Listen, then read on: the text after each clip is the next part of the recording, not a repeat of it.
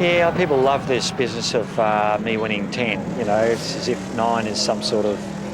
It's a bit of a failure. He is probably the most naturally gifted driver that Australia's ever produced. I said, a few months ago that I thought he'd retired too early.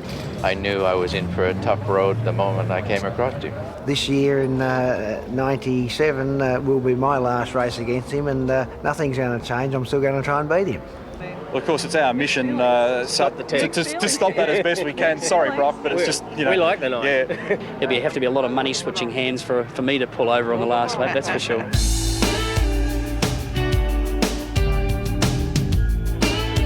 Sorry about the delay.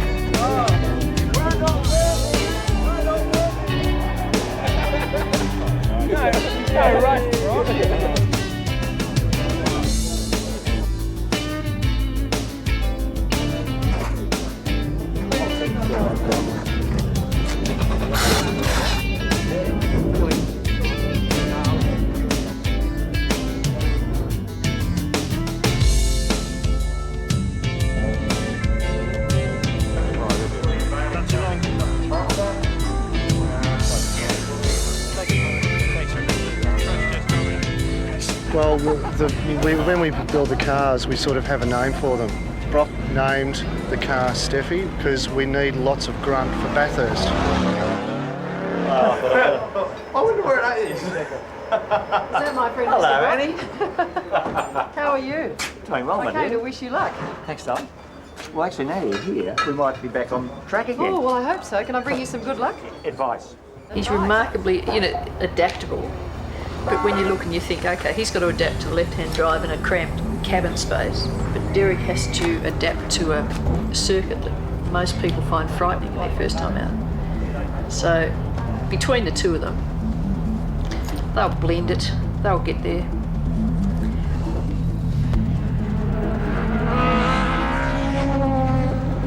These guys let me out here. I was just going to show him the way around the circuit. Is that okay? Yeah. He looked a bit confused. Oh, listen to the crowd. They're loving this. How can they do it? Peter Brock, out of the pits. On a flying lap, we always gear it for out a third about now. Fourth will carry you through up here. So you wouldn't get into sixth gear here? You could.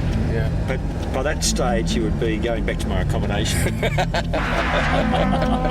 It's out of third into fourth at 6.5. I'm looking forward to all the uphill section and up to the top of the mountain. And wait for some people up here I know from the house there. Safe boredom, There's a nice blonde girl that stands up near that post there. And you give her a wave, and you get to have it, just get in the groove of Bathurst, babe. That's the way it goes. I think I might be a bit busy, but Okay. I'll leave the waving to you then. Righto. Need to get in there and try and get on top of that curve. You can't actually get it, Yeah. Wheel hiking through there. Be close. If I get it right, I can go through here and keep it flat. Now I brake very late here. There's a lot of time to be made up just here. Now here's the tricky bit. Right, here we go. Fourth, I'm still going to flat. hold my breath. Okay, we're now back to third, and then, Second down here. Oh, look at that. Okay. I think I might have a heart attack when I go over the top of Skyline. Absolutely, you'd think that's How many heart attacks can you have in one day? Multiple. Keep it very close there. Cross the dipper. Yeah, here's the skid marks Larry said. This yeah. I don't know what's going to happen down the hill. You're going to get fast. Yeah. Yeah, it's called the law of physics. I have to say, it is probably one of the nicest circuits I've ever seen in my life. It is. Wait till you get around it.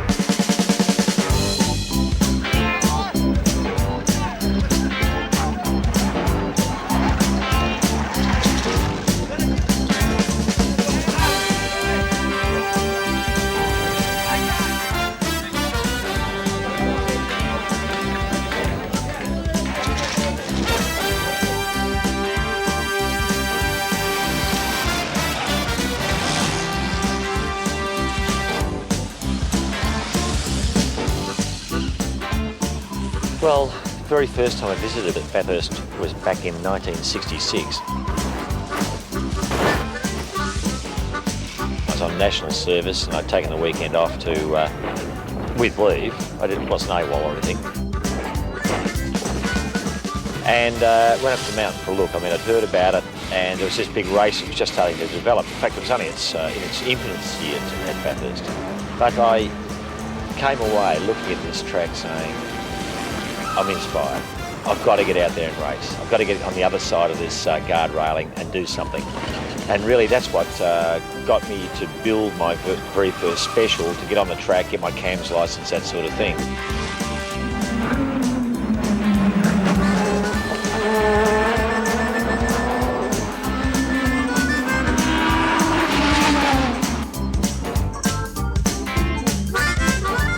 The A30 was extraordinarily good for me because it was a cute car, a car that I guess defied everyone's imagination. So an A30 can't go that fast, but of course it was really a Holden with an A30 body shell with about 240 brake horsepower.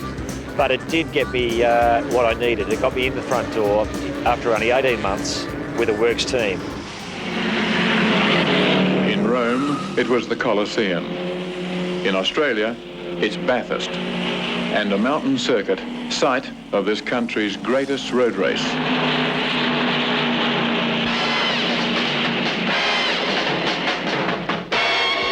No person has played such a commanding role in the story of the 500 as Harry Firth.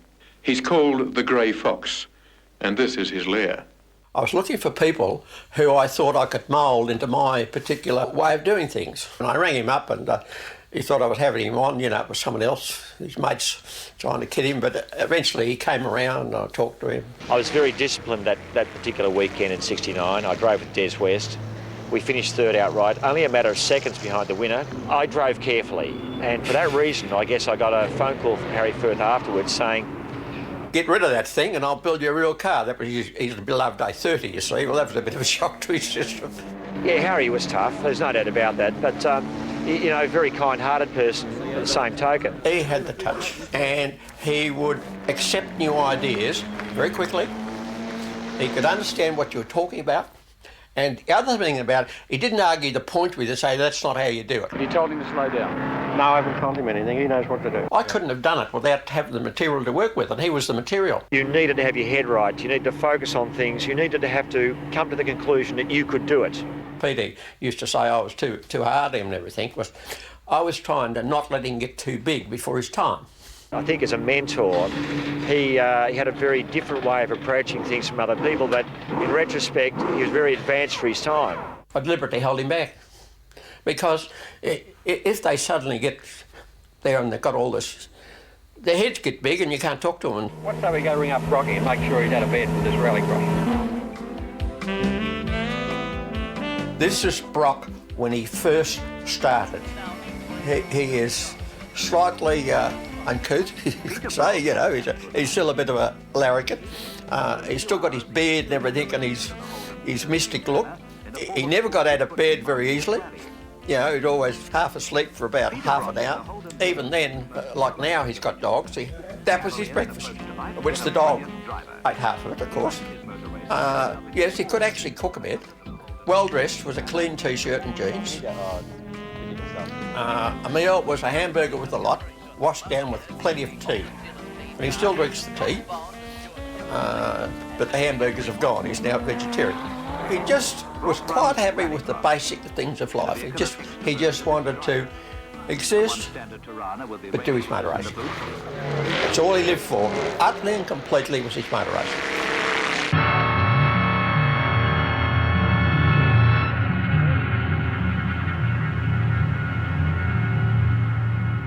But the third year of the Torana XU1s, 1972, Harry Firth allowed me to race the car on my own. Now that's the last time that anyone's been allowed to race at Bathurst solo. And I raced against Alan Moffat, who was a fantastic adversary. I think he was, I won't say braver than I was on the day, but he was certainly throwing his XU1 around with a great deal of aplomb. It rained, and I'd catch Moffat up over the mountain, and he'd blow me away down Conrod Straight. I'd catch him up again, going up over the mountain. I kept this up for about, I guess it must have been an hour or an hour and a half. And I was quite conscious of it because it was running through my rear view mirror every lap. That's how close he was. And eventually I went into around through Reed Park there, and I was nipping at Alan Moffat. I was trying to come up the inside, and I was really pushing at him. The 69 500 in the Monaro. Look at Bondi. And he's gone. He's gone. Look. Keeping in mind my teammate Colin Bond had crashed very heavily in the first handful of laps of the race. So there was a sensation around that, look, you know, you only got 2 cars in the race here, don't lose them both. Moffat will pull out the stops down the straight. Now let's see who leads. Yes, it's Moffat again. I was confident and I felt like I could do it. So I was attacking Moffat. I came through the inside of him and he just got a little wide. I could see the whites of his eyes in the mirror. The car went into an aquaplane. I knew I was gone. And he was sort of, uh-oh. Moffat spun. He's up a bank at Reed Park, near where Bond went. And I'll guarantee you, as he spun around, the rear taillights of his car missed my front fender by about that much as I sort of whistled by. That puts Brock and the Holden Tirana into first place. He finished up off the road, unharmed, got the car going again later on and head off in hot pursuit of me. But that was all I needed. And I was into the lead and away. The second last time, Peter Brock at the wheel of a car that on this track, this day, has recorded a classic victory. I was probably the least surprised to win in many respects because I just dreamt of this thing. As far as I was concerned, it was just going to happen. There was no doubt about it.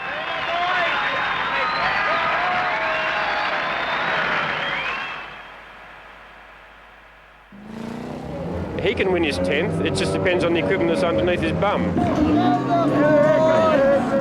Yeah, we weren't taking up the weight from Brocky this year. We're Ford fans. Let Brock win. Yeah, no. It'd be nice for him to go out on the pole. Why not, eh?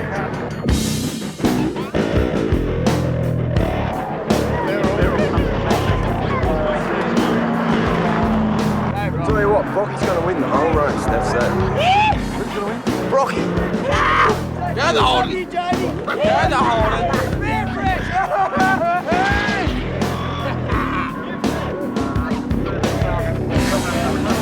We've got a good crowd up here this weekend. We've got a lot of people coming up. There's about 20 blokes that are up here already in the campsite.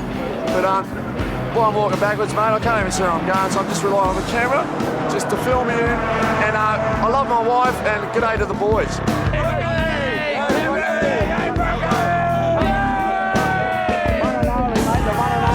He's going to do it. I know he's going to do it this year.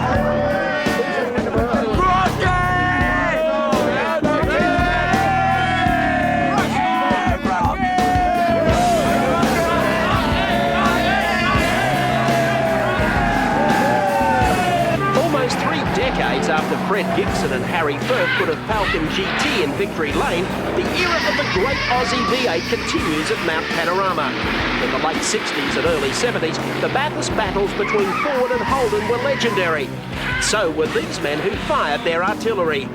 Well, you can't ever prophesize who's going to win, but you can have a look at who's not going to lose, and I don't think a Ford's going to lose. All Fords are shit!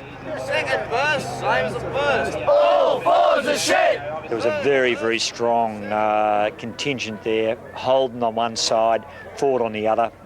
He was in the GM camp, I was in the Ford camp, and we both took our responsibilities seriously. We're nodding acquaintances. I walk by and nod, hi Al. Probably never actually said anything more than a hello or just a nod at a driver's meeting for almost a decade. And I mean, if you were seen talking to one of the Ford guys, it was sort of like, hey, what are you talking about? What are you doing over there? But I never disliked him, which is more than I can say for some of the people that I had to race against. I found out later on the best way to psych him off was in fact to be pleasant to him. Hey Al, how's it going this weekend? And it threw him because I think for Al to work himself into a sort of a frame of mind where he's going to get out there and sort of demolish the track and get Brock and what have you, he had to get himself sort of steamed up a bit. So to be nice to him was the throwing a real curveball at him. So it's Falcon, Tirana, Tirana, Tirana, Tirana, Falcon. A real Ford Holden sandwich. I found out later on, he and I had a lot in common. He's a great guy and a fantastic competitor. It's too bad we weren't in the same team together much earlier. Leave an area now. Brock will step out of the car. Moffat will step in. This was Moffat's debut race last year with the Mobile Holden dealer team. They came up trumps on that occasion. I think that one of the things that you realise that you need is you need loyalty and you need friendship and you need very clear lines of communication with the people around you. So I guess you end up with a great level of camaraderie, like Mort and George Smith and Fred and Rick and all those sorts of guys that have been around for a long, long time. I think the things I know about Peter Brock, everyone out there knows. He's brilliant. He's just absolutely brilliant. He's my best friend. The guy is exactly what you go there to Bathurst, you ask the people in the crowd, and that's the same person I know, and he's my best friend. This bloke's been around since about the Tirana. Mort's first job with the Tirana was cleaning the door trim with a toothbrush. Exactly. You know what I told you to jam it, mate. He deserves a cheer. We're cruising along and we see this HDT car pull up on the side of the road. So Brock goes, go and pull up. So we get out. And the guy couldn't believe his eyes. You know, here's Peter Brock. God, stop to help me fix my car. We've opened the bonnet and Brock goes, what do you reckon? Heck, shit in the carby? And I said, do you think that'll help?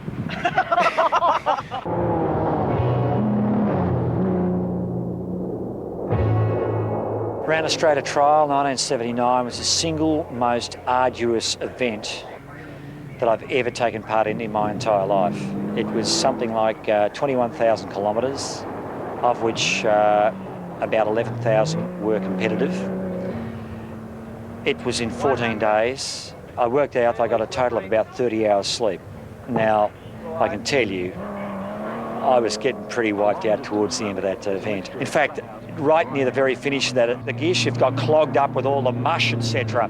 And I radioed ahead, and I called where the service crew were, and I hadn't seen them for a day or two. And I said, guys, I can't change out of second gear. I'm jammed in second gear. And they said, Brock, yeah, you know, big joke here, winding us up again. I said, I'm serious. You know, I pulled up there and I said, look, this thing is jammed in second gear. This is the end of the rally. We can't win from here. We're going to lose the lead. I was a very relieved person when a guy snuck under there with some dewatering fluid and sprayed the gear shift linkage and wriggled around a bit, came back and said, hey, Brock, hey, it's all cool. 100, fairly slippery.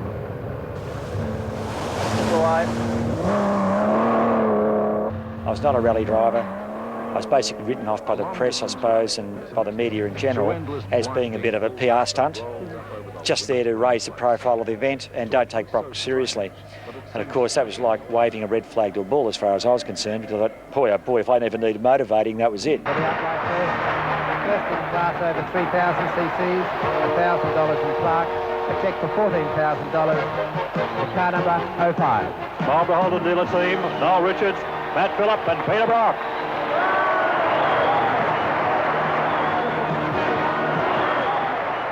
The magic moments with Brock are when he has a challenge. But probably one of the ones that stands out was Mallala, I think 95. And in the first corner of the first race, he was given a little bit of an oopsie. Might have been just a bit of an assist from Johnny Bower, I think it was. Peter Brock in all sorts of trouble at the back of the field. It was Brock who spun sideways there. He's back in last position. That is a critical blow. Yes, he can kiss today's activities goodbye. In 20-minute races, last is not a good place to be. Well, give it his best, but it's not very often we see 05 at the back of the field. And he just must have wound himself up on that day and said, right, and took off. Listen to the cheers, the grandstand, they're all jumping. Brock from the back of the field up to second. He came home after that 20-minute race in second place. Well, just think how hard Brock has had to work to get from the tail of the field, Mark. He has worked that car hard and himself hard to get up into this position. That didn't happen by accident. I mean, you shouldn't be able to do that when all the cars are so even in a 20-minute race. You shouldn't be able to come from last and nearly get first, but that's what he did. That and any wet race, Wanneroo in the wet this year and at other tracks where the rain comes down, everyone goes, oh, it's raining. Brock goes, oh, this will be a bit of fun. And just an indication of how slippery it is. You can see the car starting to move around. I just look at it and say, this is a fantastic opportunity. If you're out there and the weather's being thrown at you, if you don't like it, you're not going to do too well. Water ski. No, your eyes aren't playing tricks. It is Peter Brock's 05 on the door of this Ford. We were racing the Ford Sierras at the Wellington Street race in New Zealand. We had some brake problems, so we called him into the pits to fix the problem. It was my job to stand in front of the car as it came up to stop for the pit stop. So into the pits at 3,000 mile an hour. Of course, the thing didn't stop. And all he could do was sit in the car and laugh. And I've crawled off the side. The boys have fixed the problem. He's looked out the window and says, "You all right?" And I'm, "Thanks, Brock. Yeah, I'll be right." So the boys have fixed the problem, off his shot, and back out into the race again. A few years ago, I think it was in Wellington, maybe 92, I think, or maybe a bit earlier. He was in his Commodore flying around there. It was just drying up. It had been wet, and it had a problem, and he'd been in the pits, and he was a long way back, like 10th or something, but he was the fastest man on the circuit by 4 or 5 seconds. And you're just sitting there, everyone's just glued to the TV. They're not watching the leaders, they're watching Brock, who's back in 9th or 10th, and here he is with his arm on the windowsill and just trucking on, and it was unbelievable. He's very well known on TV over there now, and doing all the ads, ACC ads, and I think he spends more time over there than he does here half the time. He's well-known Australian, that's for sure. I think they've sort of adopted him as an honorary Kiwi. We'd just like to present you with this presentation of New Zealand pottery for all the great memories you've given us over the year, and also your very loyal support of our car club in New Zealand. I would say that the way that I'm received in New Zealand is rather extraordinary for an Australian. I mean, I'm in quite sincerely saying that I'm probably treated very much as a local. You know, it's something which us Australians could probably take a leaf out of your books over there in New Zealand in the way that you've made me feel welcome. It's extraordinary.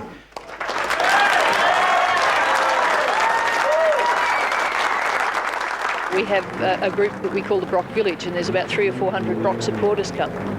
And we entertain them. They stay for the duration at the village. And it's been an amazing experience to see it evolve over the years. But everyone here tonight, especially the people from Bathurst, we've had a lot of fond memories up here over the years, and we'd like to do a small presentation, and none better than Carol Dobby to make that presentation. Thank you. We all know we've got a true legend standing here on the stage. No one is ever going to take Peter Brock's place. Yes. And also Bev Brock, because by gee, she's been a tower of strength behind Peter.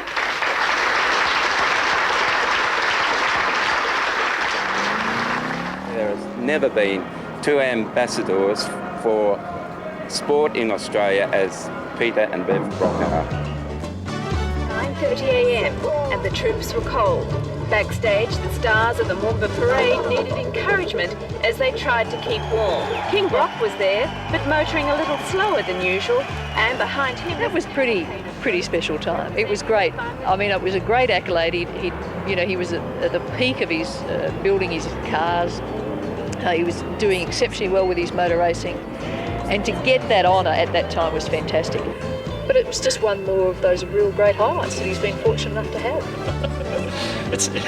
It's good amusement for the kids, you know, it's good fun.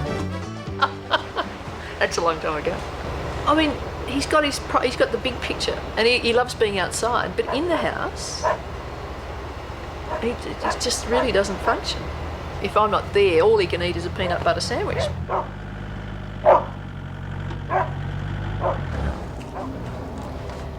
I still think he thinks the house gets run by, as he calls it, osmosis. Can I just heat that up and have that as a bit of backup? Entree. Yeah. Do you know how to work the oven? No. I'd say press that for ignition. You know, I think he just sort of thinks these things just happen, that meals sort of... I mean, he knows I cook them, but he doesn't understand the time frame or any of those things, or the fact that, you know, you get clean clothes or the house is clean. Those sort of things just happen. Do I actually, when I get home, sit back, put my feet up? You have a shower, you have a cup of tea, you speak on the phone, wait for dinner. Sign a few things. Sign the pile that's mounted on the table through the day. Answer a few phone calls. But basically I try to bludge. I do. I must admit I do. I guess we've got time to sort all that out in the next few months. Yes. Brocky number 10! Gotta be Brocky. Love the man, he's a legend. Brock's ability to focus, I think that's what's always set him apart. I remember there was a promotional slogan for Mount Panorama in the late 70s and early 80s that said, you know, come to Mount Panorama and see Brock drive like the devil.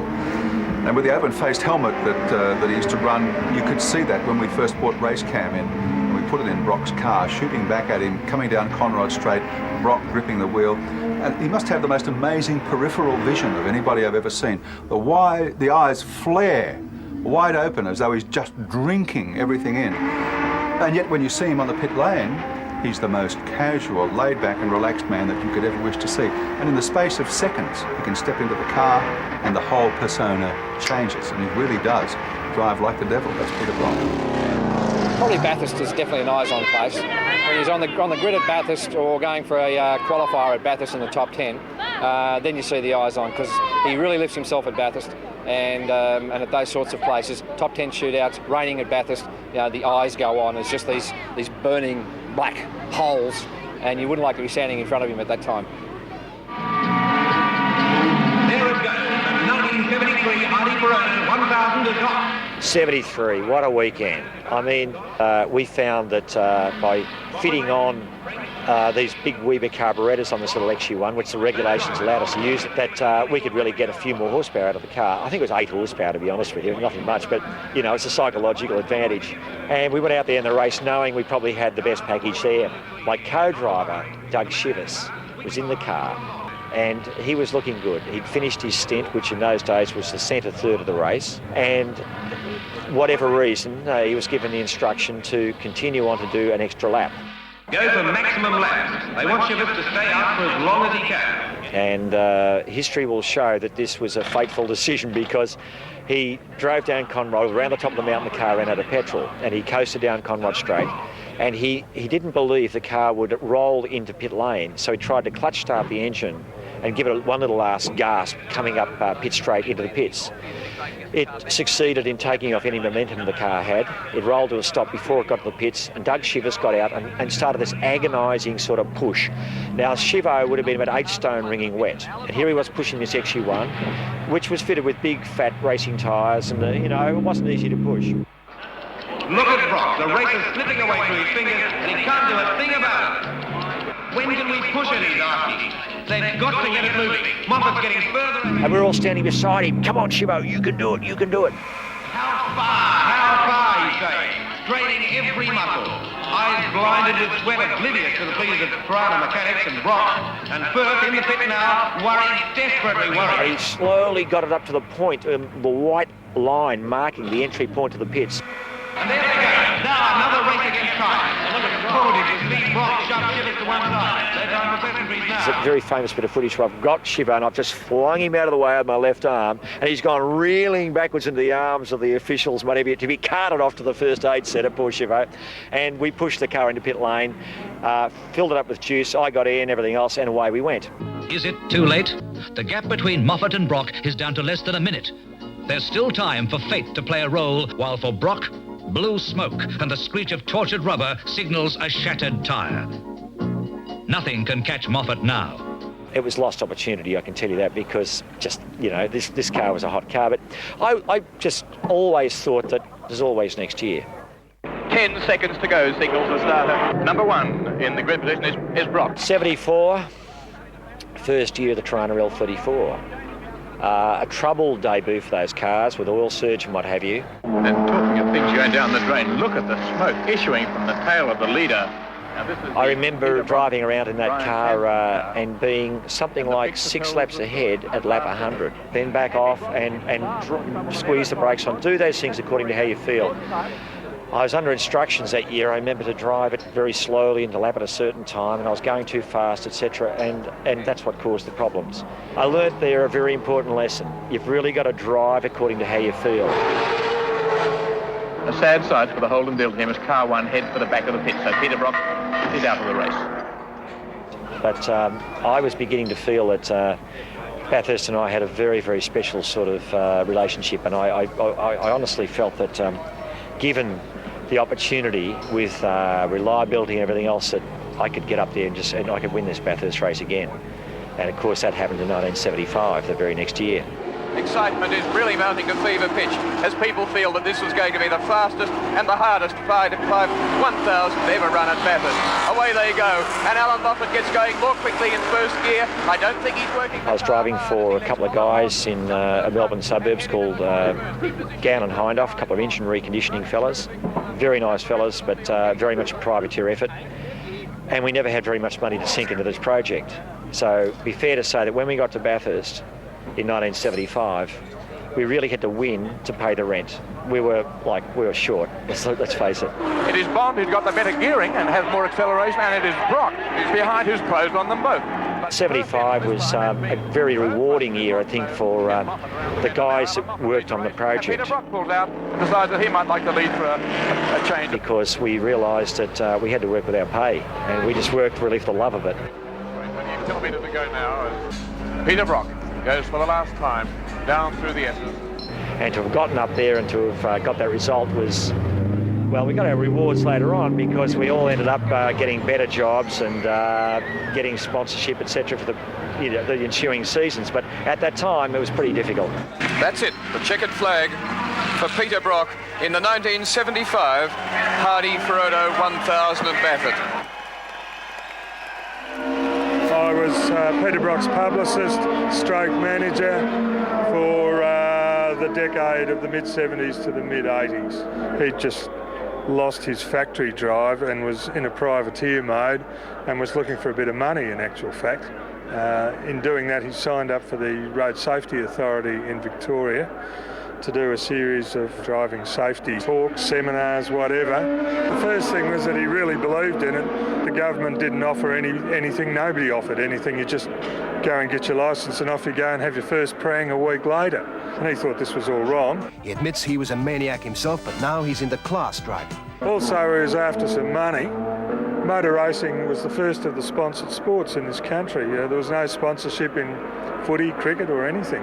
So if you wanted to be a successful driver, you had to do these things, and he was great. Obviously, the value of seatbelts has been proven in motor racing time after time.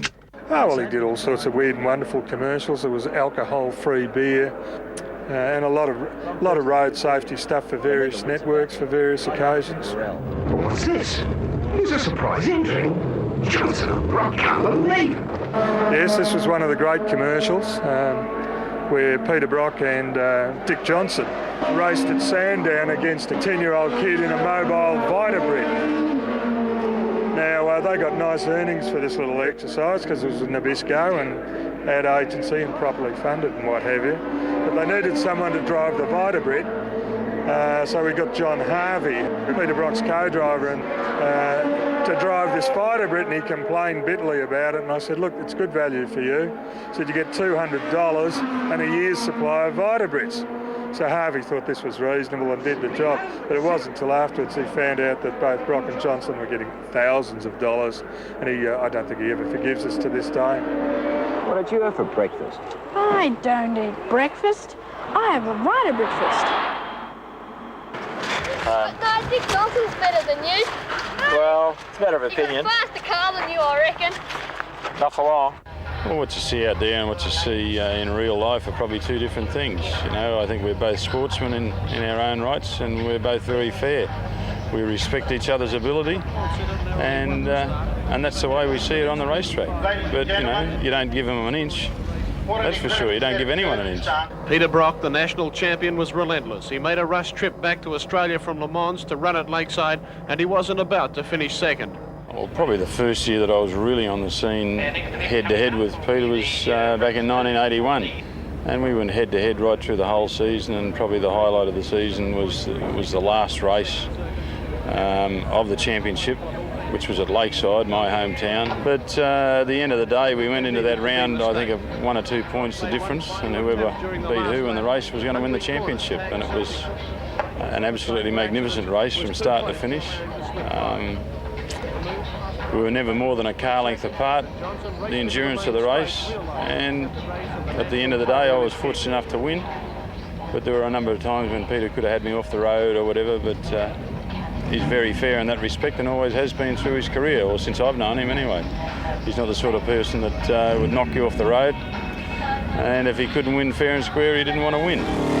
Dick Johnson has been a terrific rival for a number of years and is second only to Moffat in terms of the longevity and toughness.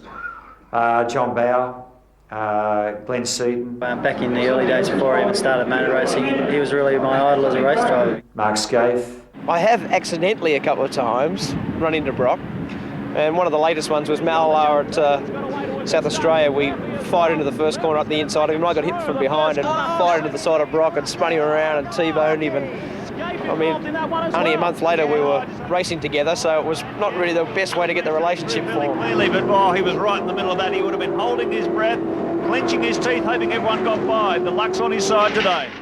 And now we're together. It seems a bit strange. We're in the same team. Obviously we're jumping in the same car, and to drive 05 together at the last couple of races in Peter's career it's a great honour for me. And latterly, some of the young guys we've been developing in a Holden racing team. I mean, Greg Murphy, Craig Lowndes. Really, the first time I seen Peter was on TV, running across the top of the mountain there, and it was fantastic. It was always something that I'd love to do is drive around the mountain, and it was just, as I said, it was just a fantastic opportunity being part of Peter's 3 years of his last of his 30 years. It was just fantastic. When he retired, I worked for Australia's best-selling newspaper. It was on page one. You know, if Larry Perkins retired tomorrow, or Wayne Gardner or somebody else, it'd make the sports pages. Peter Brock was on page one. Nothing else bounced him off the front page the next day. You tell me another sports person with that sort of national adulation. This year, of course, is a very special time. It's one when you decide to change the direction in your life. You figure that, it's really only going to affect yourself and perhaps your family around you and, a few close friends. But, when I got to Lakeside, I found that there was a certain level of interest and a mood that was a little different. It is my honour to represent the motor and broader sporting community in recognising the contribution of one of Australia's Malala was much the same as far as interest. Respecting the ideals instilled by his late father that recognised the importance of the family, and by his association and imagery gave encouragement to the young to emulate the same heroic standards as his own. Oran Park was absolutely incredible. It was one of the most amazing He days of my retained life. a natural aspect to his personality that some interpreted as abstract, when in fact it represented inner or true strength. In fact, I said to Bev and Alexandra, come with me at Oran Park because you're going to see something which is, you'll never forget the rest of your life.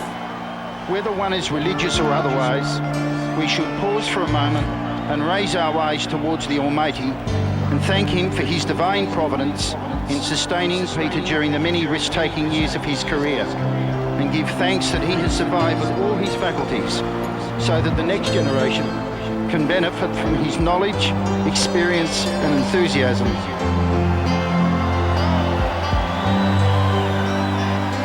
And it was extraordinary, and I must admit that when I was going past the crowded grandstand area, it was, pretty difficult to sort of hop back into 05 to do the last race, I can tell you that much.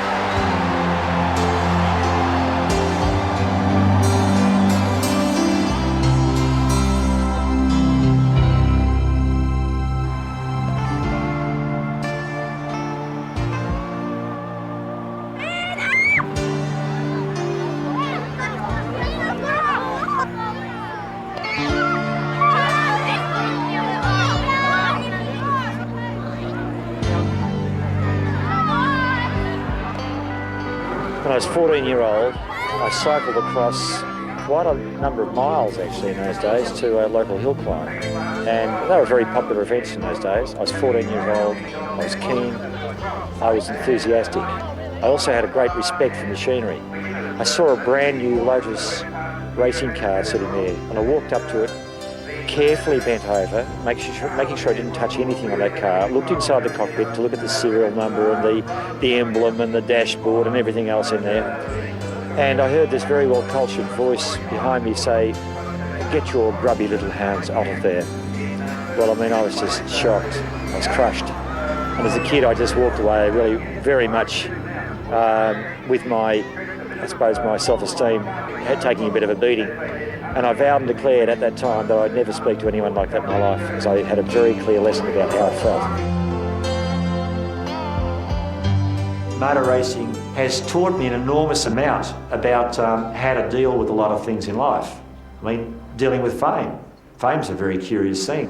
I noticed an article the other day by Kieran Perkins where he was talking about the invasion of privacy, etc. Well, I don't necessarily go along with that, strangely enough. I think that, when you want something that does require the support of a lot of people out there, and it requires them to invest, to follow what you're doing, to do all sorts of things to enable you to actually achieve those goals you set for yourself, well, eventually the penny drops and you realise that you actually wouldn't be there without them.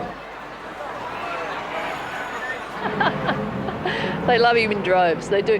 People often ask me, sort of how do I handle that? But, I've always said I'd much rather be with somebody that people loved than somebody that people didn't like. I don't know how, in the 4 years I've been involved, he has not missed getting in the car for a practice qualifying or a session or a race at some stage, because he will sign to the nth degree and you say, Peter, you must go. And he says, oh yes, I must go, everybody, as he reaches for another autograph to sign and another autograph to sign. There is no age limit. I've seen him with 18-month-old babies who sit there and stroke his face. They've never seen him before, and they sit there and they just adore him, right through all ages, right through to 18, 19-year-olds. He genuinely likes to stand and talk to people. He'll happily sit and sign autographs for hours, listen to people, and he makes them feel special. Yeah, he's got the Order of Australia. Fantastic. That's impressive. He just comes from the heart. He doesn't have any guile or cunning. He doesn't play mind games. What you see is what you get, and people pick up on that. That's the thing. All these other racing drivers will sign autographs because that's part of the deal. Peter Brock loves talking to people, and they can sense that. They know that a guy's just signing it because he's got to do that. No, this is what I do. I'm going to give these people their money's worth. I'm going to sign their autographs and have some fun and genuinely have a rapport with them. Who are you here for? Peter Brock, of course. Males and females, I've seen, a lot of grown men cry in these last few race meetings because it's the last time they're going to watch him race. And to get that level of emotion from that broad spectrum of people is amazing. Please. I better get in the car. Come on, please, folks. Okay. We're getting changed, thank you. I'll get changed and we'll catch up later on. Thanks, folks. It's 7:20. This is Sydney's Triple M. Andrew Denton, Amanda Keller and Peter Brock with you. Gee, your fans are genuine fans, aren't they? They really love you. There's a level of support out there which has astonished me. How far will they go to show their support for Peter Brock? Well, the other day a guy asked me to sign my autograph on his back. Yeah. I just signed it there, and he came in the next day and it was tattooed on. I could have written Dick Johnson there, I think I would have known. Yeah, I think I've seen this. But do you want to show him? Yeah, not a problem. Yeah. I had to make sure I did it properly too. Now, this is true dedication. And he doesn't want to say no to everybody, so it makes me probably the most hated person in Australia, because I have to be really nasty to these nice people because Peter will not stop signing autographs. Go the king of the mountain, Rocky! Go!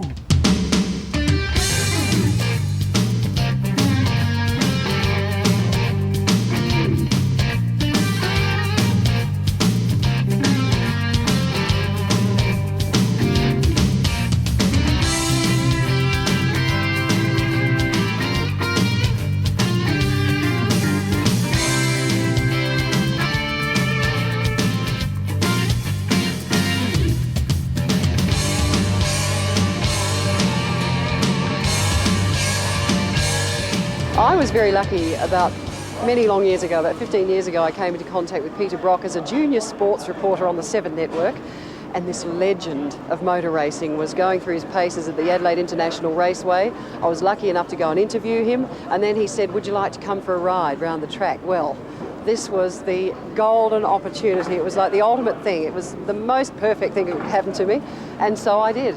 We have a touch-off in the Hardy Ferodo Classic for 79 with Peter Brock 05 for the Marlborough Holden dealer team, zooming up Mountain Straight. Tirana's A9X Tirana, 79. That was pretty good as far as victories go. Like the car won by 6 laps or something. I thought that was pretty impressive. But look at Peter Brock, and the crowd are going wild at the top of the mountain. Here he comes. Listen to the applause, the accolades for a man among men when it comes to race car drivers. Still tidy. Picks up the inside rear wheel that time. Peter Brock is trying and trying hard in this last lap. Broke the lap record on the last lap of the race. That was another pretty cool moment, I think, for him. Yeah, for sure. Listen to the crowd warming up. A checkered flag unfolds, a page in history as Peter Brock in the Marlborough Holden dealer team comes across to take the checkered flag. I had 79, which was I won by a country mile. It wasn't necessarily as fulfilling as you might think. Set the lap record in the last lap. I'd love the opportunity of doing the same thing this weekend. And I can tell you that 1987 was probably the race which gave me the greatest sense of satisfaction. He was on the pace during the early laps of the 1000 until an engine let go in the 05 Commodore. However, true to the script, Brocky commandeered the backup number 10 Mobil V8 and rejoined the field, turning in a blinder on a treacherous racetrack to finish third behind the Ford Texaco Sierras of Steve Soper and Klaus Ludwig. Gow engineered that, of course, that Bathurst victory in 87. It was a strategy. Yeah. Lose the lead car early, get into the second Get car. the public sympathy going. Yeah, and then just sort of lead them into a sense of false security, the opposition, and then nail them. Peter Brock, the third place driver in the Mobil Commodore, comes into the pits.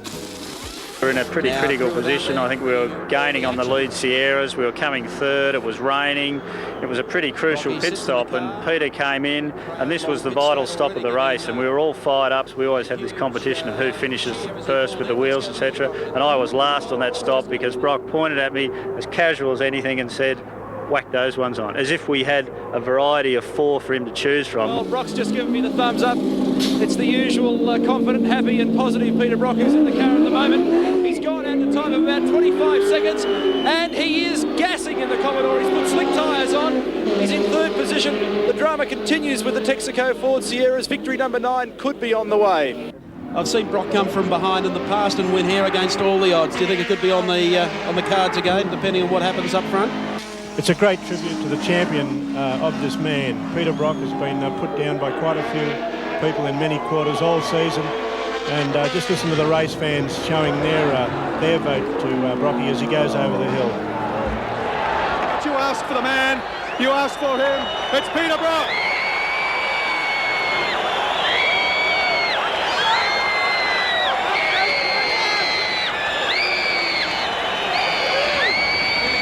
I'll tell you what, I gave it absolute heaps, particularly in the wet there in the finish.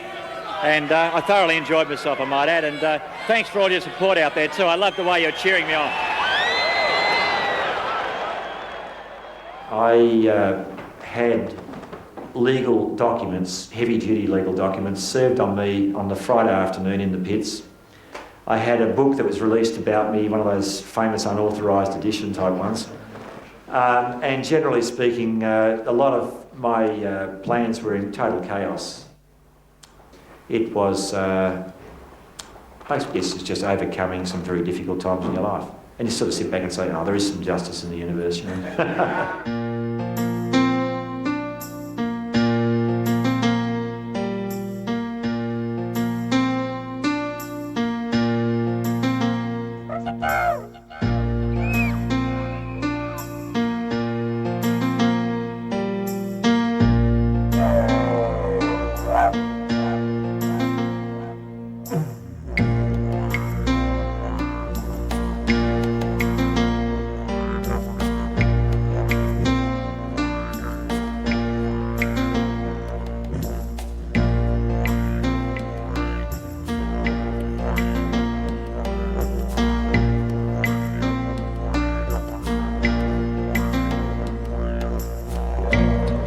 Yeah, well, actually, as time goes on, the closer we're getting. I think, 15 years ago or something, we tended to all head off in different directions. And even though we're still in those different directions, we're a lot closer now than we've ever been. And you get a weekend like this here, for the last Bathurst, it's as much as anything for us, it's a family reunion that we probably might not have, and we couldn't think of a better place to have it. It's fantastic. Anyway, we're all here this weekend. I've got relatives everywhere and we're scrounging up pit passes and we're doing all sorts of things. We've got camping sites down there, the camping area. It's all sort of happening. No, it was, well, we were all very different. I think, Peter was the only one really interested in the motor racing side of it, I guess, which came really from our father. He used to help a few guys out when he was younger, Pickering, but he couldn't afford to get into motor racing, and he virtually, started a business to get Peter into motor racing, which obviously worked very well. And the rest of us all then have all sort of joined together and sort of watched and the motor racing over the years. So we've made it into a family thing, but Peter was really the main one who was interested in motor racing as such. We've been telling you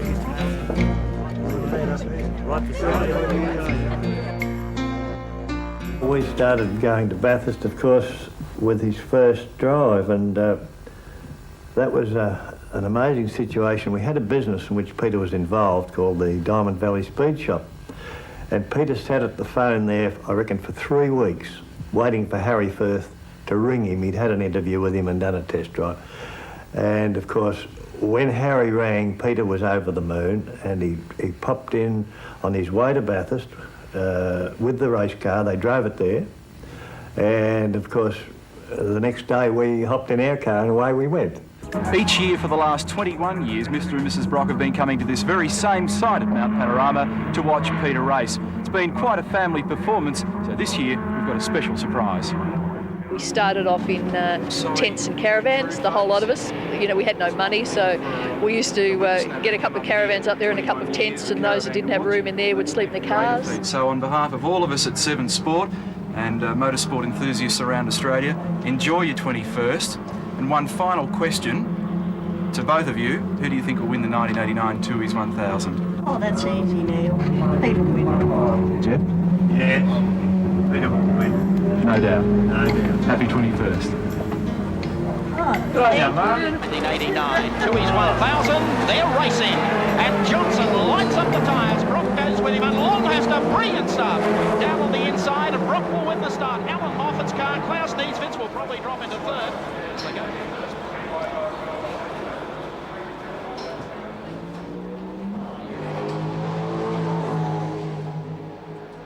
Peter Brock has done what every aspiring race mechanic come racing driver would have loved to have done. Like, he's been an absolute champion, really, both on and off the track.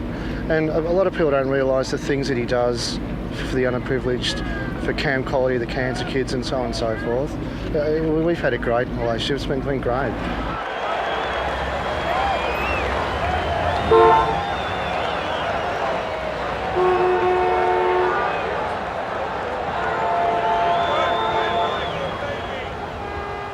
They're known as bashers, and this is the 1990 Variety Club Burke to Burnie Bash, or the Reddicks Rally.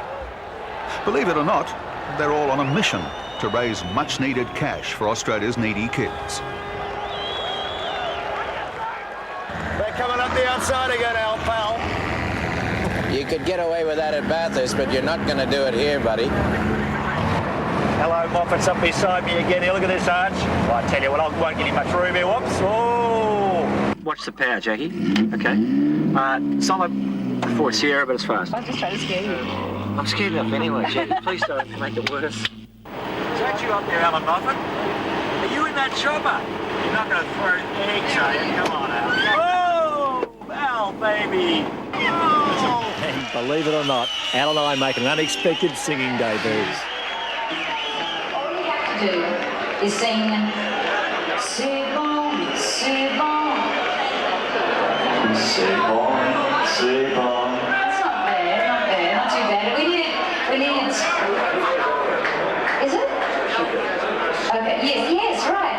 More of a French accent and more sexy. C'est bon, c'est bon.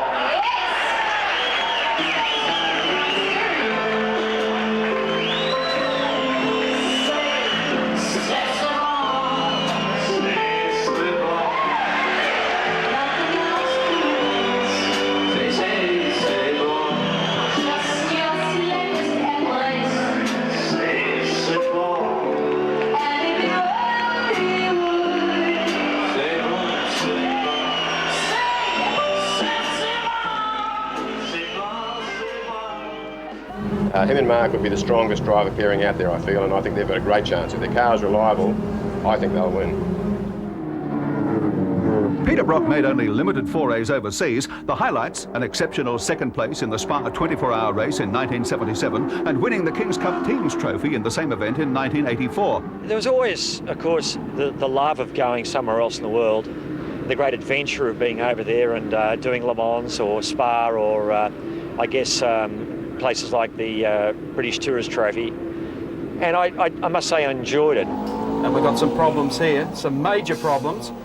For, of course, the number 5 Mobile Commodore, and would you believe it, it has blown a head gasket again. So that's 2 head gaskets. They're going to drop almost 3 hours in this race. They dropped an hour and a half on the first pit stop, and they've been in the pits now.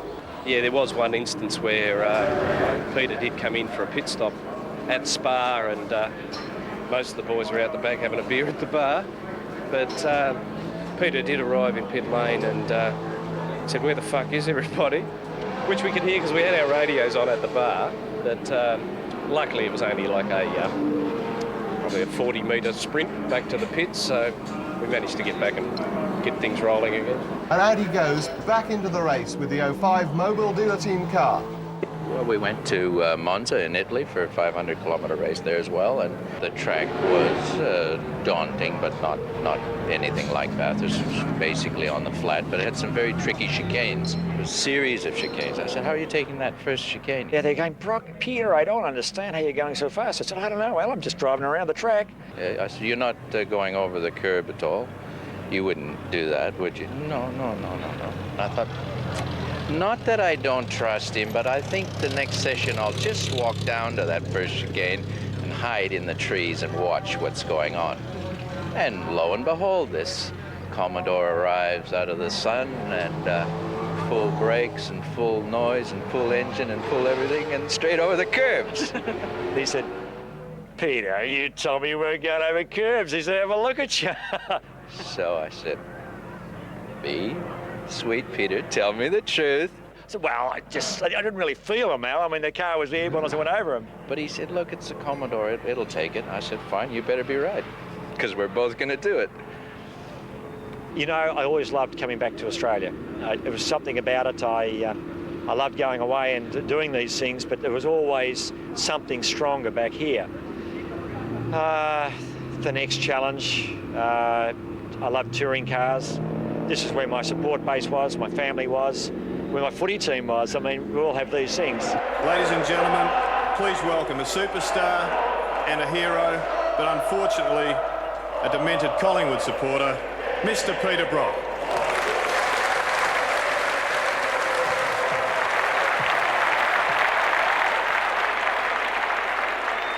On behalf of the North Melbourne Football Club and the football world, can I congratulate you on a fantastic career, and please receive this Outstanding Achievement Award. Thank you, Peter very Brock. much. Thank you. Eastern Creek Round 6, Peter Brock, a Collingwood man, welcome to you. Oh, the adrenaline's flowing out there. Is it flowing like that on police camera action we see on Sunday nights at 7:30 on 7? They've made you into some sort of daredevil. G'day, I'm Peter Brock. I'm the action man, yeah. I drive boats, I hang out of helicopters, I do all sorts of mad things, yeah. Tell us about the program. I mean, you obviously love it. It is exciting. It is exciting, and it never ceases to amaze me the things that people get up to, particularly when they don't think that a television camera or camera of some type isn't there. Now, I need to do that. I've heard a whisper that you actually enjoy taking $500,000 boats out on the bay and ripping through the ocean at 100 kilometres an hour. They have been doing this under Sydney Harbour Bridge. Really? And the director saying, "Well, yes, Peter, you're cool, you do it, you know." But the bottom line of it was, I had all these ferries coming out of Circular Quay, and I had to negotiate them, and I'm out there. Oh, I tell you what. I've seen you negotiate racetracks around Australia, and you do that very, very well. He's got a jet skiing. Here we go. This is fantastic. This doesn't look like work to me. This looks like this fun, is a bit of Broggy. fun. A bit cool, though. It was a bit chilly out there, I can tell you. I don't commit the body a bit. It's a bit of all right. Okay, here we have the race lead change with Peter Brock, Australian touring car champion, taking over the front running. Well, I think 78 obviously was the first time that I'd driven for Peter at Bathurst, and I mean that was a thrill for me just to be part of the team, because when I came over in 75, I mean I had never seen Peter Brock. he was a star then to me in New Zealand. This is the great race, and this is the leader in car 5, the lead car of the Marlborough Holden dealer team, Peter Brock. To get the chance to drive with him was everybody's dream, you know, so that was a high point alone. Peter Brock is headed for victory, the checkered flag for the 1978 Hardy Ferodo 1000. In the race, the car went faultlessly. We led nearly every lap. The final corner where everyone in pit lane is standing to salute a driver who deserves to win here today. I just did my stint in the race and did what I was told and came away with a win, which was fantastic. The checkered flag unfolds for the 1978 champion, Peter Brock, winner of the great race. The partnership continued until 81. Probably the most memorable run I think we had was in 79. When I think we led every lap of the race, and Peter, just to show how good he was and how good the car was, set the fastest lap of the race and the lap record on the very last lap of the race, and that just showed, you know, how professional, how good a driver he was. I would have to say that a lot of what I do is intuitive. It's a you know, just going with, I guess, the God-given talents that you actually are given, rather than trying to get your head in the way to analyse these things and intellectualise them. I've just got out there and done it. I've enjoyed it, and I've loved doing it. And when you have that sort of passion and commitment to anything you do in life, you're going to do it well. They're making a documentary on you? Yeah. What, are they hard up for things to do? They are. Jesus. If you wouldn't mind giving them sort of some heavily edited version of... What, something about how nice a guy you are? Yeah, I can do that. How much money you got? When I went to his house for lunch. Oh, for the wild kangaroos. Yeah, I know. So, came in and she started eating his sandwich out of his hand. Yeah, but the thing was, I said, the first time I'd been in Australia, and I said, "Geez, there's a kangaroo outside the window." And he said, "I wonder if we open the door, will it come in, do you think?" And Bev, she said, "Nah, it won't come in because they're wild." She slides the door open, this thing hopped in and took the roll off my plate. And I'm gobsmacked, I can't believe this. And he says, "Tilly, put that roll down." You bastard. Set up. It was the best one of all time. It was brilliant. It's the only time he can win his 10th. It's the he comes here every year, the same time. It'd be cheating the fans and everybody to say he won his 10th in a fortnight's time. This is it. I had a very good association with the HDT and Peter Brock. It started in '82, and Peter hired me to run his workshop and co-drive with him, and first up we won in '82 and went on to win in '83, and this one here is the final one, the win in '84, and we got on very well, and as I say, results speak for himself, and an era though that I have a lot of good memories of. He's he's the legend, isn't he? There's nobody that's quite matched Brock's performances on the track and off the track over time. When he leaves the sport, I think there'll be a gaping hole that'll take a few years to fill. Today, the master of Mount Panorama, Peter Brock, joins our team. I'm here, mate. Oh, so glad. We need you. Now, look. Where are your glasses? You've got to have the welding goggles. Rules, regulations out the window, and we're going to win. Well, absolutely, at all costs. I'm in there. See you out there. Maybe we were becoming just a little too cocky. And when Cocky Brocky lost his hat, waving to a chopper crew... He lost his hat. He stopped. Get ready. Get ready. Get ready. They lost his hat. My navigating skills were just about to let us down. What's RF, mate? Rat fink. Rodent features. Really fast, really fast. Really fast, yeah. RF stands for right fork, of course, but when I thought of it, it was too late to help Brocky. No, I think I've never heard such gibberish. I need a bath.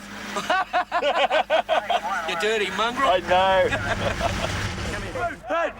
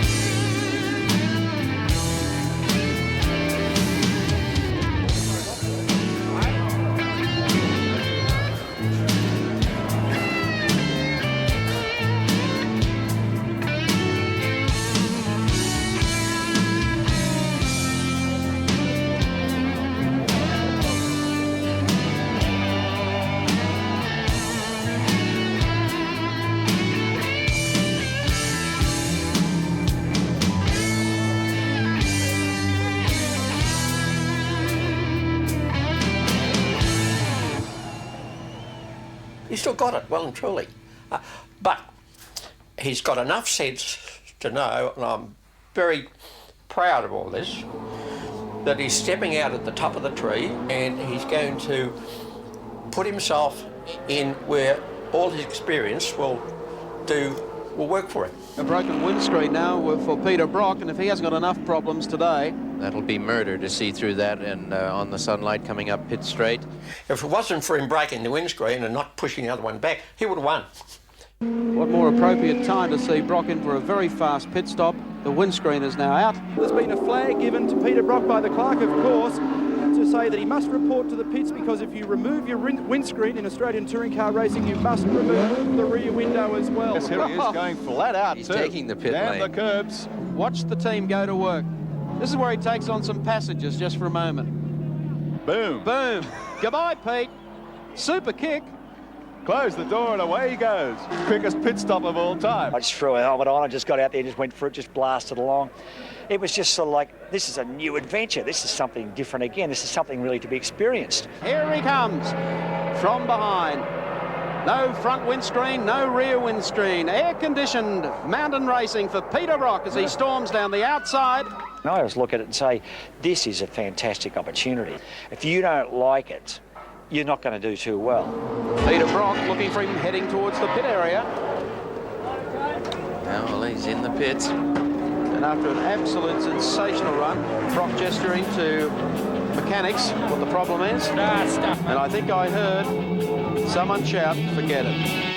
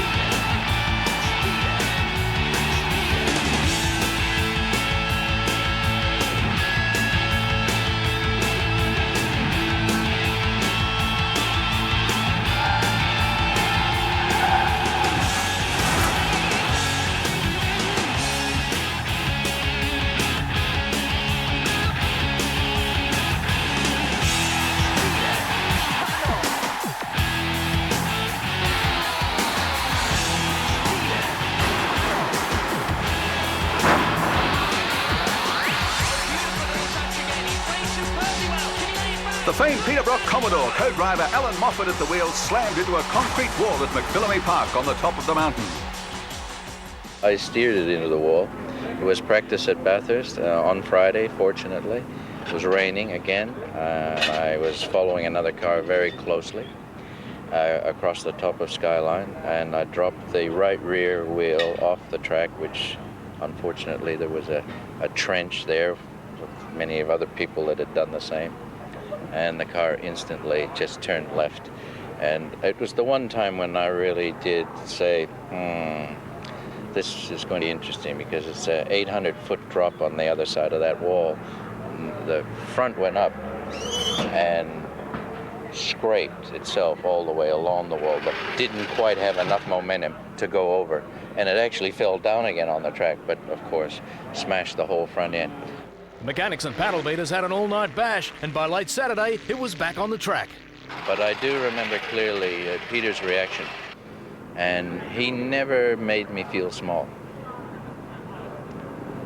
He was very good about it. Set to go, green light, they're away. Brock gets away to a great start. Sideways. He gets away, the best is going to be Brock. Perkins has got the outside run, but Peter Brock will take him through the first corner. Good run for Perkins, great. Side by side up Mountain Straight for the first of 161 times. This big field of V8 sort themselves out, but it's Peter Brock. in 0.5. He'll lead this field up Holden Hill toward Repco Corner for the first time. Cricket Fitzgerald got away quite nicely as well, but it's Brock Jones coming up the outside of Perkins as well. They hit Repco Corner. The big V8s, they climb the mountain. Let's hear them roar.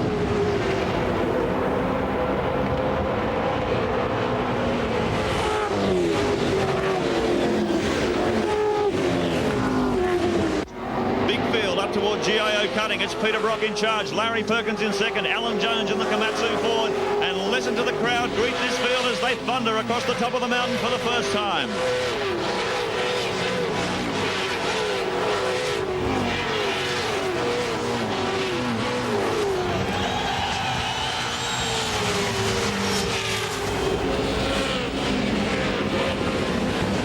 Big cheer for the mountain man, Peter Brock in 0.5. This is where they want him.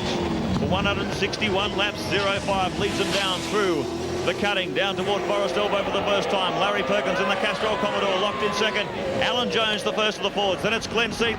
Big field swings down Forest Elbow for the big run down Conrod Straight, reaching speeds in excess of 290 kilometres an hour. What a determined start it was from Peter Brock in the 05 Mobile HRT Commodore. He sort of got pretty sideways off the start, but he was so determined to hit Hell Corner first. Well, he did, but how about Jonesy? Really excellent start, and interesting to see the speed down the straight. There's not a lot to choose between any of them. Top four, of course, the same.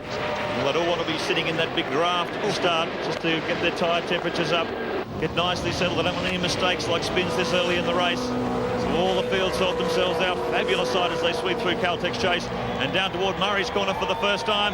And listen to the crowd roar. It's Peter Brock leading the Primus 1000 Classic as they cross the line for the first time. Well, settle in and get nice and comfy. That's one down. We've got 160 to go here at Mount Panorama.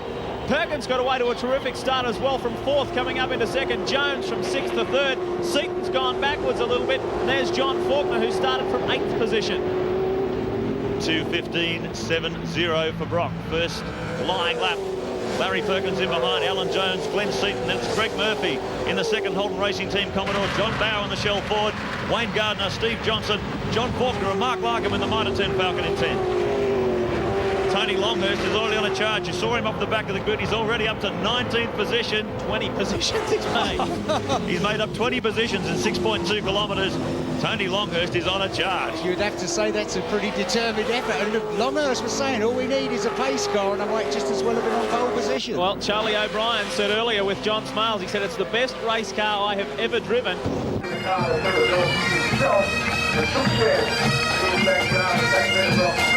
Can Rocky make it 10 in 1997?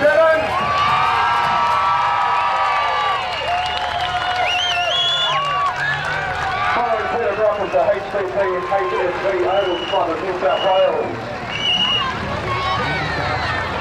This guy's John Clellan.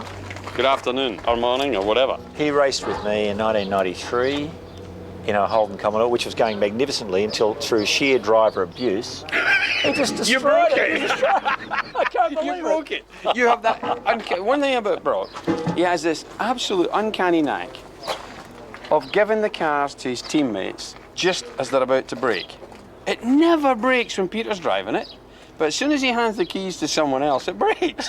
He's got his own absolutely uncanny knack. Peter's been very skilled on occasions at extracting himself from dying or dead race cars and making sure that the record shows that some other victim actually sat in it when it was officially killed. Cars have always behaved themselves when I'm driving, and I mean, it's a weird thing, but sometimes another driver gets in and they just fall apart at the seams. Yep. It's almost as if the changing of the guard has already started. Mark Skaife, the new addition to the Mobile Holden Racing Team, stealing the spotlight momentarily from his mentor, putting the 05 Commodore on the front row for today's big race. Skaife's hot lap came towards the end of the shootout session. 1997 Shell Series champion Glenn Seaton, the man to beat. The crowd just cheering Mark, who's so happy to see the 05 Mobile HRT Commodore out there. As he scaled the top of the mountain, urged on by the huge crowd, Skaife gave the 05 one final push, clocking a 2:10.03, the fastest time ever recorded by a V8 driver at Bathurst. Skaife on the pole! A 2:10.03. He's undercut Seaton by 0.8 of a second. let's go to Neil Crompton. As it turned out, the 88 Bathurst 1000 was a bit of a disaster for us. Take us round a lap of Mount Panorama, Neil, with this unbelievable headlight cam. Peter was in the pit lane with Mickey Mouse ears on. See if you can tee up Brocky for a have a chat. I want to talk to him about the car. And we started this crazy banter. It's Brocky. Brocky? Yeah. G'day, buddy. How are you? Very good, Crompton. Oh, you weren't quite close enough that curve there. Go here. 8-3 along here in fourth. No, I got to fifth, Brocky. Oh, come on. To this day, all kinds of people come up and say, what on earth was all that about? But it was pretty funny. We go right back to 1970 and I was only this big standing next to Peter Brock and looking up and saying, excuse me, mister, can I get an autograph? And anybody who really knows me, I mean the old mates, know that I've always wanted to do this. Now he's an integral part of the Brock organisation. In fact, last week he beat the boss in his BMW, putting it on the second row of the grid. Shirt doesn't really go with those jeans, Dad. Yeah. Because the stuff that turns him on is pretty mundane, I reckon. Sort of looking at kangaroos and birds in the trees, that sort of stuff. As soon as he gets home, like, that's it. I've got to go and do something on the track, to go and dig some holes somewhere, you know. That's him. He likes that stuff. The pond that Peter Brock made. Ooh. The sun that Peter Brock made.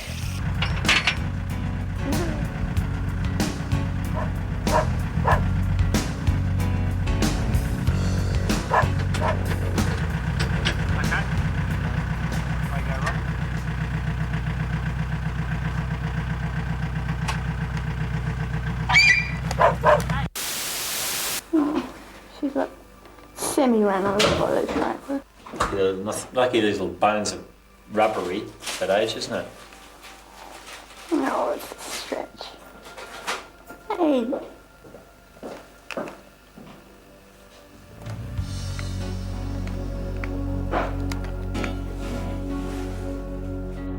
He's a remarkably creative fellow and he does like his quiet time.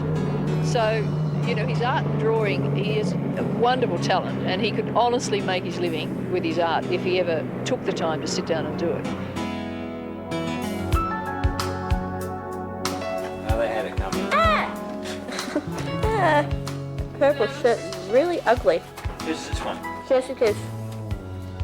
Quick, focus on the cows. We want to do it like cows.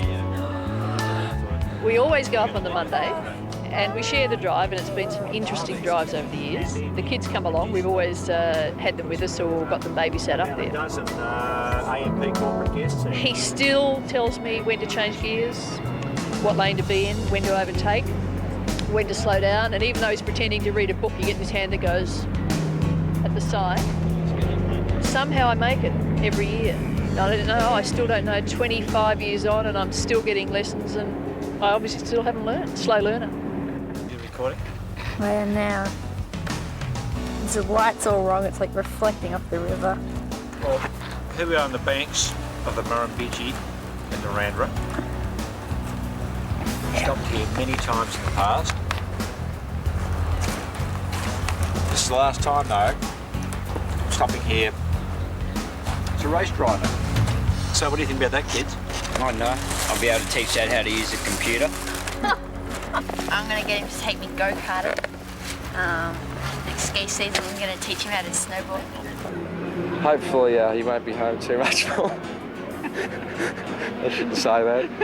Why is Because that? he'll find me 100 more things to do every day when he's at home. Sanity. Yay! Sanity? What's sanity? I don't know, it's been a fact that's been missing from our lives for a lot of years. What's been missing, Ben? Sanity. Sanity.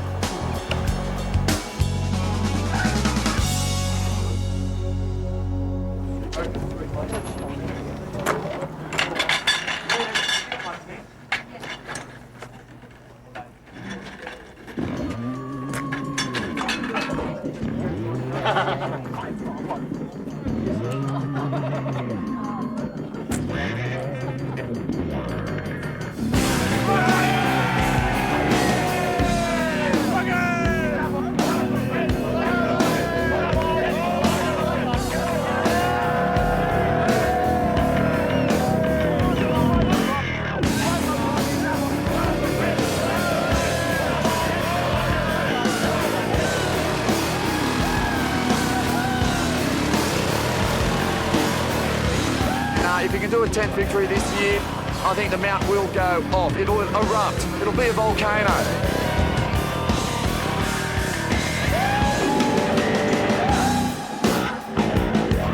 He's a legend. I don't know. He's just good. Yeah, you boys! Yeah, Rocky's the man. Why not? It's the man of the moment. Final day. We ain't heaven.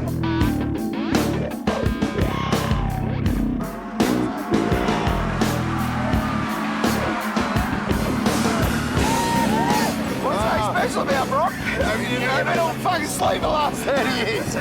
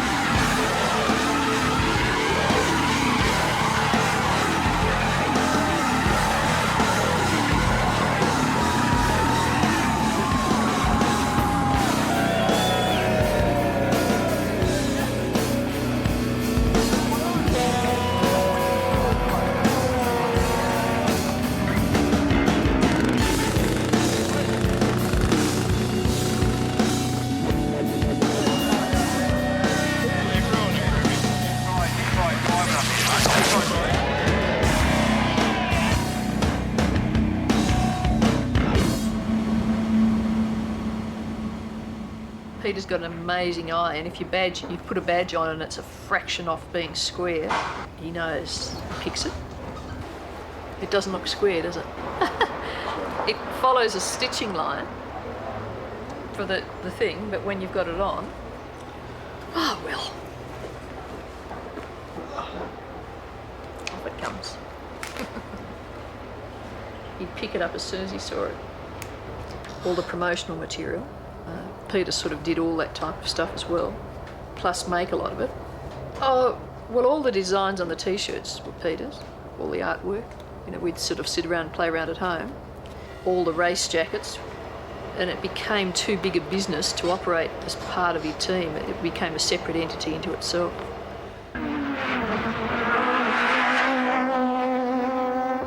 First practice sessions, always a doozy.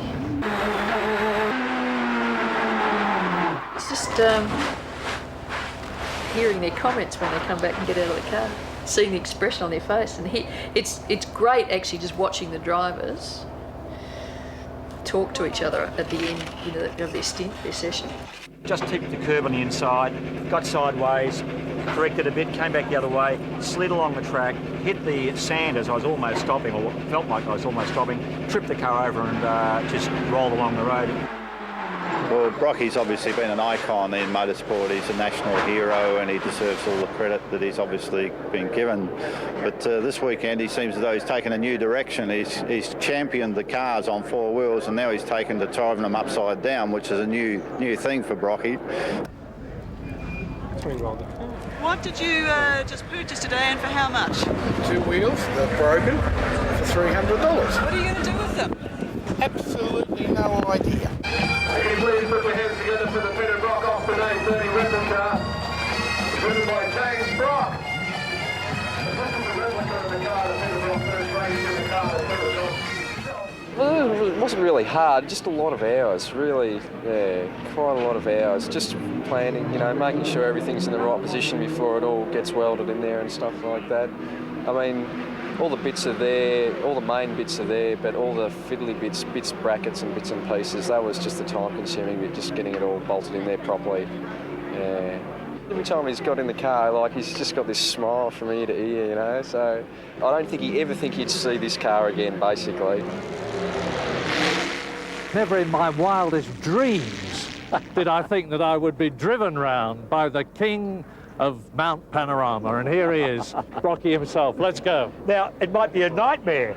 The one and only Motormouth, the voice of international motor racing. Murray Walker, OBE, is about to be introduced to Mount Panorama by this year's sentimental favourite, Peter Brock. Brocky's last Bathurst will be Murray Walker's first.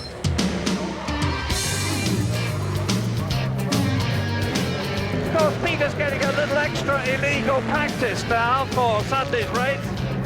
Not that he needs it. 9 times a winner. Into the dip up.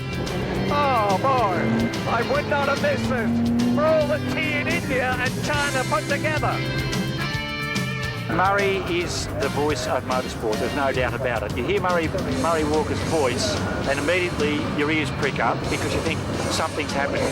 How fast are we going? 140 mile an hour. Wow, over the crest. And this time we're really moving. Line perfect, absolutely millimetre perfect.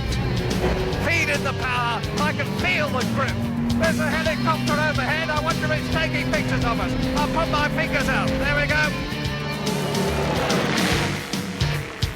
Get some welly, Peter, let's go for it. Up on the curve, checkered flag. Well, that really was the experience of a lifetime. I've been out with other drivers before, but never anything like this. Not in a car like this and not with a driver like this. Thanks, Peter. Wonderful. Absolutely my pleasure. You're a star. Derek, excuse me, Derek. Can we just get you and Peter together very quickly?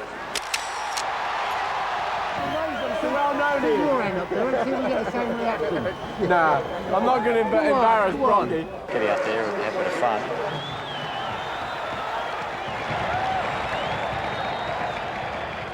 Ladies and gentlemen, it's time to get fired up for the 1997 AMP Bathurst 1000. And to do the honours, the 3-time former World Driving Champion, Australia's own Sir Jack Brabham. Ladies and gentlemen, start your engines.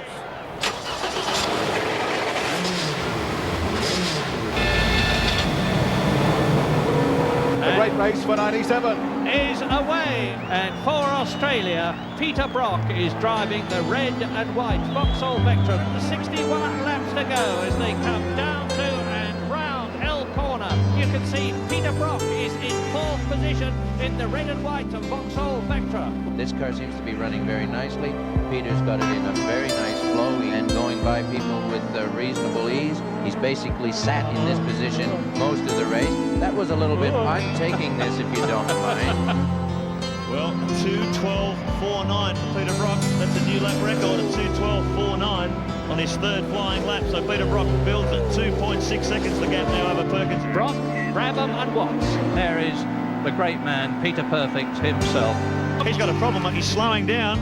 It's a major embarrassment for the works team. Boy, I know how they feel. And here comes Brocky, so it's going to get very tight here. Brock came in rather hastily because of the number of people around the pit area. They were still working on the Plato car when this car came in. They're now frantically getting on with the business. Scaife arrives in the pits, wisps some smoke from underneath. They're going for the fire extinguishers. Just had a flame out up mountain straight. Obviously won't be intentional. But this is the man that Australia wants to see most of all, finishing his last Bathurst 1000 in style, maybe not with a victory, having scored 9 of them already. The great Peter was destined not to get into double figures. I'm probably the most fortunate person here. To be age 52, to have had a career that's unfolded the way it has, to have gone through the highs and lows of life and through, I guess, the victories and defeats of motorsport, but to have gone out there, I guess, and blazed around the track.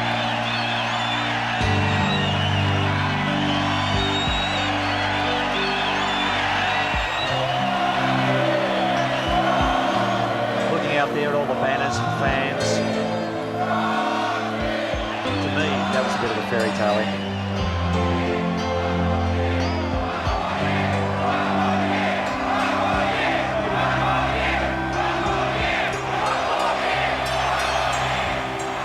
Look, don't be sad. This is life. I mean, the best is yet to come.